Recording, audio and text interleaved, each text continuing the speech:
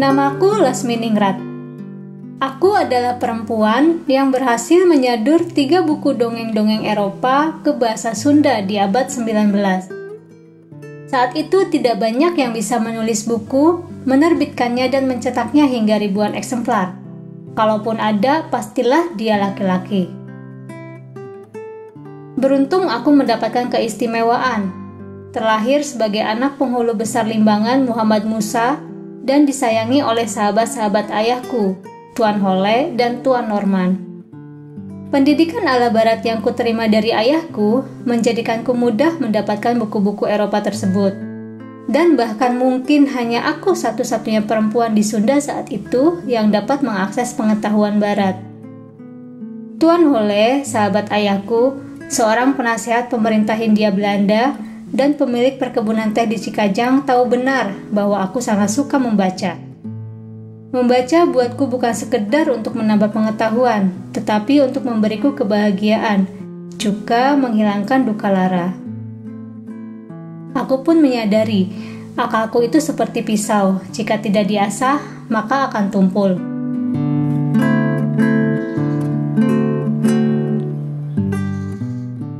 Setiap selesai membaca, aku akan mengembalikan buku yang aku pinjam dari Tuan Hole di area perkebunan teh Waspada. Meskipun aku harus berjalan jauh sekali, namun aku bahagia karena aku tahu sekembalinya dari Tuan Hole, aku pasti akan membaca buku baru. Ketiga buku yang berhasil kusadur, kuberi judul Carita Erman yang terbit tahun 1875, Wanasari atau Rupa-Rupa Dongeng terbit tahun 1876, dan Wanasari Jilid 2 terbit tahun 1887. Ketiganya diterbitkan di Batavia oleh penerbit Lansur Keraj.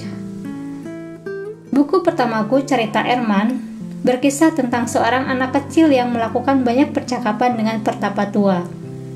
Percakapannya tentang penciptaan makhluk hidup dan alam semesta. Meskipun Carita Erman adalah cerita anak, tetapi isinya sangat kaya sekali. Aku ingin anak-anak di daerahku mengerti tentang konsep penciptaan alam semesta dan isinya. Buku keduaku berjudul Wanasari atau Rupa-Rupa Dongeng. Aku menyadur 4 cerita pendek yang kuberi judul Putri Kasangsara, Dewa Reksa, Tukang Domba Gede Ambek, dan Indung Tere Nujulik Jeung Juru Tenung. Aku memberinya judul Wanasari karena sari artinya bunga. Bunga ada beragam jenis, ada yang seperti madu, rasanya manis, ada pula yang seperti racun, membahayakan diri. Aku berharap setiap orang yang membaca karyaku akan dapat mengambil maknanya, membuang jauh-jauh yang buruk, dan menyerap semua hal baik yang ada di dalamnya. Buku ketigaku adalah lanjutan dari Wanasari. Kuberi judul Wanasari Jilid 2. Ada 5 cerita dalam Wanasari Jilid 2, yaitu Carita Kulit Kalde, Sang Raja Putri, Orai Bodas, Anak Digoreng ka Bapa, Maung jeung Pamajikan Tukang Tani. Aku merasa puas sekali menulis buku Wanasari karena seperti meluapkan isi hati. Dalam buku Wanasari, aku dominan menulis tentang isu perempuan, menyuguhkan persoalan yang kompleks. Cerita-cerita yang kusadur berkisah tentang ambisi kekuasaan, keberanian, tekad, percintaan, perjodohan, tubuh, stigma, intimidasi, dan diskriminasi yang kerap diterima oleh perempuan. Tak cukup dengan menulis, aku pun mencoba mendirikan Sekolah Keutamaan Istri di Garut tahun 1907, yang sekarang menjadi SD Ranggalawe.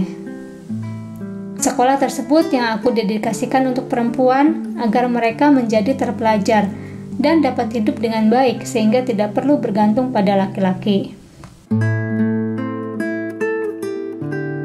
Sebenarnya saat itu aku menulis selain karena memberikan kebahagiaan, juga karena ini salah satu caraku untuk melawan banyak ketidakadilan terhadap perempuan yang aku saksikan. Dan saat itu aku tidak bisa melawan dengan frontal. Aku hanya bisa menulis.